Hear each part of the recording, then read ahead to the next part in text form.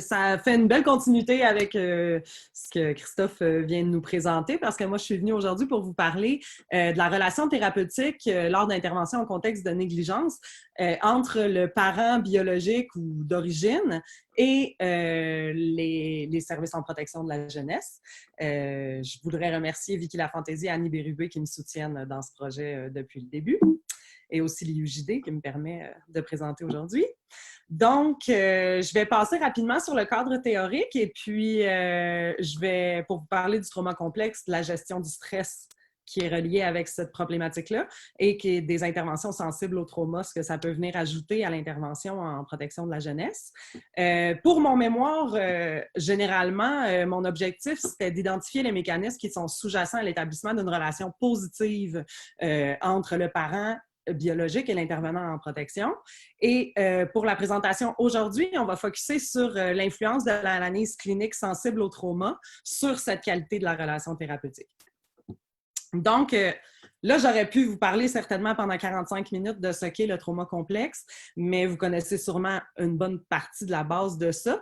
Donc, je vais juste attirer votre attention sur trois éléments qui sont centrales, en fait, à l'intervention avec les parents en protection de la jeunesse, surtout en contexte de négligence, parce qu'on a une très haute prévalence de vécus traumatiques chez les parents, chez les parents qui sont impliqués dans des situations de négligence. On a une étude qui est parue en 2013 par M. Milo et ses collaborateurs qui mentionnait 90% des parents de leur échantillon qui avaient eu, c'était seulement des mères en fait, 90% des mères dans l'échantillon impliquées dans des situations de négligence qui avaient vécu au moins un épisode traumatique dans l'enfance et qui avaient une moyenne d'à peu près 3 types différents de traumatismes vécus dans la trajectoire. Donc ça a un impact très important sur, sur toute l'adaptation bio-psychosociale de la personne. Et puis ces séquelles-là du trauma vont se répercuter sur tout le développement, autant à l'enfance, on les voit parce qu'on interagit avec eux, à l'adolescence qu'à l'âge adulte. Ces problématiques-là, ils perdurent dans le temps. Donc, je voudrais vous dire un peu l'importance de la capacité moindre de gestion du stress que les gens qui ont vécu des traumas vont être capables de subir. Dans le fond, c'est qu'on va voir un peu un état général de l'organisme de réponse à la menace. Donc, la personne devient sur un stress constant. C'est les phénomènes d'hypervigilance. Et c'est une activation vraiment de l'hypothalamus qui amène à rapidement donner une réponse d'attaque, de fuite ou d'immobilisation. Comme on peut comprendre dans la gestion du stress habituelle. Donc, les gens qui ont vécu des traumas vont être très, très, très réactifs au stress et puis ça va les atteindre plus, ils vont avoir de la misère à gérer les moindres stress du quotidien, puis encore plus un gros stress comme une intervention de la DPJ qui rentre à la maison. Ensuite, ça va avoir des impacts très importants sur la régulation émotionnelle des personnes. Ça va être des difficultés, on va voir une labilité souvent, de l'impulsivité, de l'agressivité chez les parents ou une passivité. Ça peut aussi aller de l'autre côté pour la régulation émotionnelle. Et c'est ce qui est très, très, très important dans l'alliance thérapeutique qu'il faut comprendre ici, c'est que c'est des personnes qui vont avoir une capacité altérée de rentrer en relation interpersonnelle. Donc, puisque c'est des figures de confiance qui ont perpétré les abus ou qui ont fait vivre la négligence à l'individu, celui-ci va avoir vraiment de la misère à connecter et à faire confiance. Donc, on voit tout le phénomène de méfiance qui est généralisé chez nos familles, chez nos parents, surtout envers les services formels, mais aussi dans leurs relations interpersonnelles proches, d'amitié ou familiales. C'est vraiment les relations interpersonnelles et la confiance, c'est un point central pour leur vie, puis on voit que ça devient des familles qui sont très isolées socialement. Donc, pour ça, je vous dis rapidement là, les approches sensibles au trauma pour pouvoir adresser ces problématiques-là. Elles sont caractérisées par l'évaluation, la reconnaissance et d'être capable de comprendre les implications de ces séquelles-là dans le développement pour adapter les interventions, pour créer vraiment un climat de sécurité, pour envelopper la personne ou la famille qu'on veut embarquer dans nos services. Puis, le SAMHSA propose 6 principes clés. Premièrement, la sécurité, la confiance et la transparence, collaboration et mutualité, l'empowerment. J'ai mis le support par les pairs et les enjeux de genre culturel et historique dans une autre catégorie que je ne vous parlerai pas aujourd'hui, mais qui sont tout aussi importants. Mais pour aujourd'hui, on va principalement parler des 4 premiers. Donc, ma méthode, moi, je fais une étude qualitative pour mon mémoire. J'ai analysé les données, j'ai fait une analyse secondaire des données de l'évaluation du programme d'aide personnelle et familiale et communautaire, deuxième version, qui est un programme d'intervention en négligence qui agissait selon une approche écosystémique et participative. Et puis moi, dans mon échantillon, j'ai choisi d'utiliser 4 questions qui ont été posées à 46 parents participants et suivis par la DPJ qui portaient sur la qualité de la relation pour pouvoir identifier les déterminants et 7 entrevues d'intervenantes dans lesquelles je suis allée piger un peu leur compréhension de la problématique puis leur analyse clinique. Donc, les résultats préliminaires, bien sûr. Ce que les parents en disent, 2/3 des parents dans mes analyses disaient avoir une relation positive avec leurs intervenants, ce qui est vraiment merveilleux. Et 1/3 disaient avoir une relation négative. Ce qu'on observe chez ceux qui disent avoir une relation positive, c'est vraiment une confiance absolue, une familiarité et une proximité avec leur intervenante. Les facteurs les plus déterminants, c'était l'attitude de l'intervenante, surtout le soutien affectif. C'était ce qui était le plus apprécié. Et dans le type de soutien, il y avait aussi le soutien instrumental. Je mets en perspective le fait qu'on est avec des familles et des parents qui sont, leur sécurité est souvent mise en jeu au niveau financier, au niveau de l'approvisionnement alimentaire, de la violence conjugale, du logement. Donc, le soutien instrumental vient comme un peu pallier à la sécurité physique et le soutien affectif vient pallier à la sécurité psychologique. Donc, c'est ça que j'ai cru remarquer. Et chez les parents qui considéraient avoir une relation négative, vous voyez ici tous les sentiments qui sont évidents qu'on peut vivre quand on a une relation négative avec notre intervenante de DPJ. Puis, on voit surtout, c'est ça qui m'a flashé, c'est qu'on observe des réactions associées à l'activation des réponses de stress, attaque, fuite et d'immobilité. Donc, les parents peuvent dire des affaires comme « j'y casserai les dents à mon intervenante », attaque, ou « j'y réponds pas au téléphone, je veux pas la voir, puis je l'appelle pas », fuite, ou être complètement figée, je suis pas capable de parler quand elle est là. Donc, c'est pas ce qu'on souhaite si on veut favoriser la participation des parents et des familles tel que c'est inscrit dans la loi et tel que c'est recommandé par la Commission Laurent. Donc, je me suis posé la question, mais qu'est-ce qui peut faire la différence entre la relation positive et la relation négative? Et c'est ça qui m'a flashé l'intervention sensible au trauma. Parce qu'on peut remarquer que, dans le fond, tous les facteurs déterminants que j'avais ressortis dans ma première phase d'analyse sont assez collés avec les 6 clés et les 4 clés, plus en particulier, que j'ai vu tantôt, que je vous ai montré tantôt, des interventions sensibles au trauma.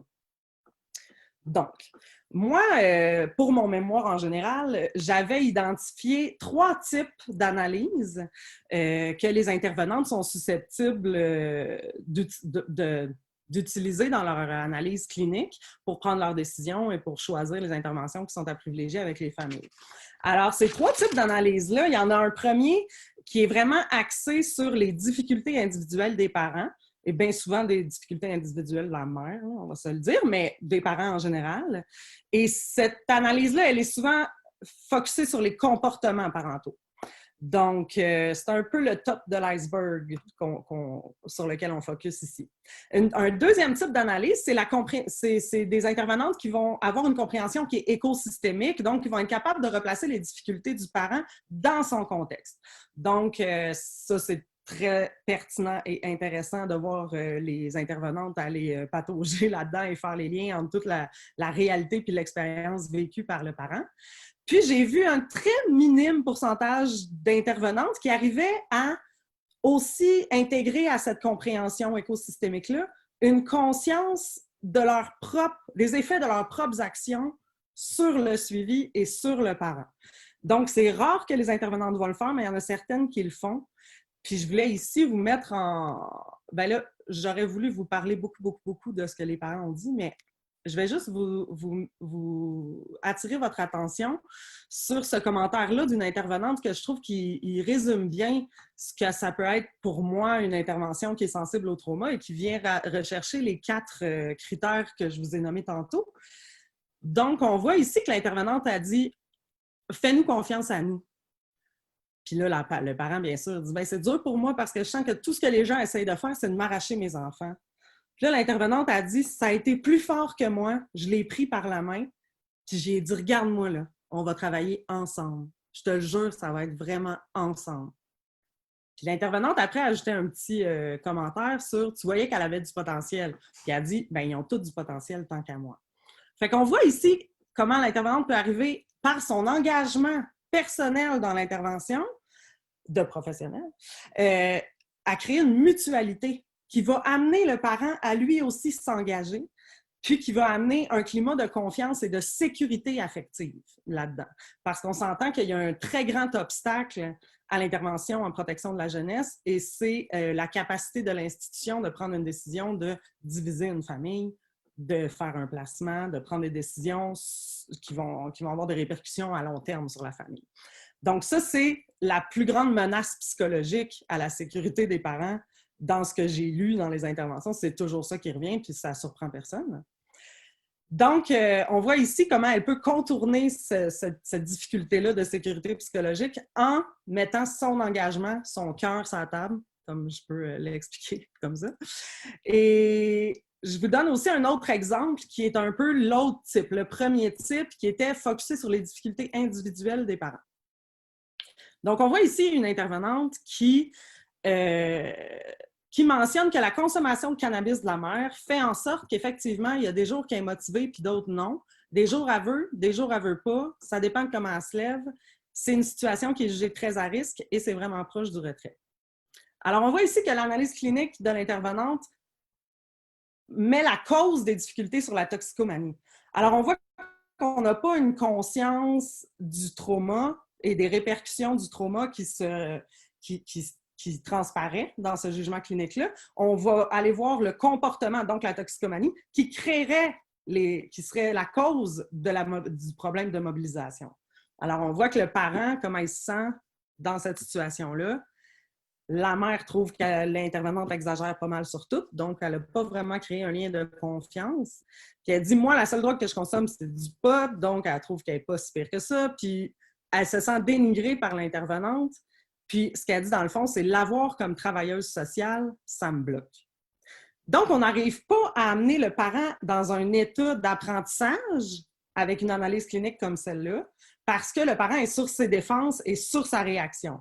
Je vous ai fait un petit tableau ludique pour montrer comment une analyse clinique de ce type-là peut amener chez le parent une perception d'être jugé, d'être incompris, une perte de pouvoir, puis une menace à son identité, qui va créer, boum, une réaction de stress. On a toutes les composantes du stress qui sont là. Et ça active le cerveau survival brain, comme l'appellerait Courtois et ses collaborateurs. Mais c'est un cerveau qui est vraiment axé sur la menace et la réponse immédiate à la menace. Donc, on est absolument indisponible aux apprentissages ici. On va avoir des réponses d'attaque, agressivité, insulte, dénigrement, de fuite, de l'évitement des rendez-vous, de la conso, de l'absentéisme, des mensonges aussi, c'est aussi des comportements de fuite, et une non-mobilisation de la passivité, en plus des autres conséquences de régulation des affects, des traitements d'information, etc. Donc, avec l'évaluation qui est continue en protection de la jeunesse, même rendue à l'application des mesures, c'est un processus qui est constant d'évaluation. On peut comprendre comment l'intervenante qui est face à un parent réactif comme celle-là va venir confirmer son hypothèse de non-volonté parentale ou de mobilisation insuffisante. Et avec le critère de collaboration parentale qui est vraiment important dans les interventions sensibles au trauma, dans ce que je vous parle en ce moment, avec le critère de collaboration parentale, ces réponses de stress-là vont venir créer un clash, une opposition, puis ça va influencer la prise de décision de l'intervenante. Donc, Ensuite, à ça, les décisions qui vont être prises par l'équipe peuvent être peut-être plus coercitives, vu la réponse du parent. On va avoir plus de confrontation avec le parent, peut-être des pertes de droits de visite, dépendamment. Mais enfin, différents effets iatrogènes de l'intervention sur la famille, ce qu'on ne veut pas en protection de la jeunesse, surtout avec des familles qui sont déjà, on va se le dire, en grande difficulté. Donc, mes constats là-dessus, et là, je vous ramène un peu plus à mon mémoire général, mais mon constat, c'est qu'une approche sensible au trauma en protection de la jeunesse, ça peut nous permettre de venir par la relation positive et surtout en créant un contexte de sécurité affective et physique et une diminution du stress de l'intervention, un peu désamorcer les réactions du cerveau axé sur la survie pour pouvoir arriver à une réelle confiance entre l'intervenant et le parent, un engagement du parent dans l'intervention et dans le fond, une capacité, une disponibilité au cerveau du parent pour pouvoir avoir de la mobilisation, des apprentissages et puis finalement, en bout de ligne, arriver à un changement comportemental. Mais ce qu'on observe dans les entrevues des intervenantes, c'est que plusieurs intervenantes recherchent, je pense que c'est soutenu par les processus administratifs, etc., recherchent un changement comportemental en premier lieu. On veut voir rapidement des effets, mais c'est impossible avec un cerveau qui est en mode survival brain. Donc, pour avoir une plus grande efficience des services, utiliser des approches, parce que ce n'est pas une seule approche qui est sensible au trauma. On s'entend que les approches participatives, écosystémiques, ont toutes des composantes qui vont ressembler à ces approches-là, qui permet en fait de créer un climat de sécurité pour les familles et les parents. Puis la continuité, comme parlait Christophe, est essentielle là-dedans parce que dans notre échantillon, c'était à peu près au-delà de 2 ans d'intervention qu'on arrivait à avoir des réels effets sur les familles. Donc, pour la clinique, les implications cliniques de ça, c'est bien sûr que ce poids-là de créer une intervention sensible au trauma reviendrait sur... Oups, je dépasse un petit peu. Reviendrait sur l'intervenant, mais que c'est important d'avoir un soutien clinique avec une expertise et de l'expérience et de la formation pour pouvoir permettre aux intervenants d'être solides dans leur jugement clinique et pas seulement par des processus objectivants, mais plus en soutenant leur capacité de réflexion, comme disait Monica et Geneviève au début de la présentation. Et tout ça se fait dans un cadre administratif qui doit être flexible aussi pour permettre à ces intervenantes-là d'avoir les moyens de leurs ambitions. Et dans un cadre législatif, bien sûr, qui est notre loi et dans laquelle est inscrite, bien sûr, la participation du parent et la participation de l'enfant aux décisions qui le concernent. Donc, tout ce mandat-là traverse la société au complet pour revenir sur les épaules souvent de quelques intervenants qui œuvrent autour d'une famille. Donc, il faut vraiment soutenir ces intervenants-là pour pouvoir soutenir les familles. Et je voulais juste mentionner que tout ça, ça va aussi dans un climat où on a une représentation sociale de ce qu'est un bon parent et qu'on a envie parfois d'opposer les besoins de l'enfant avec les besoins de ses parents ou les besoins de sa famille, puis l'intérêt de l'enfant primerait, mais on pourrait arriver à une conception où les familles sont interreliées. C'est très difficile de morceler les besoins d'une famille. Leurs destins sont liés pour toujours, puis c'est par la connexion humaine, la connexion avec d'autres humains bienveillants qu'on peut vraiment arriver à les empowerer puis les faire se soulever puis avoir plus de pouvoir sur leur vie puis protéger les enfants, ultimement.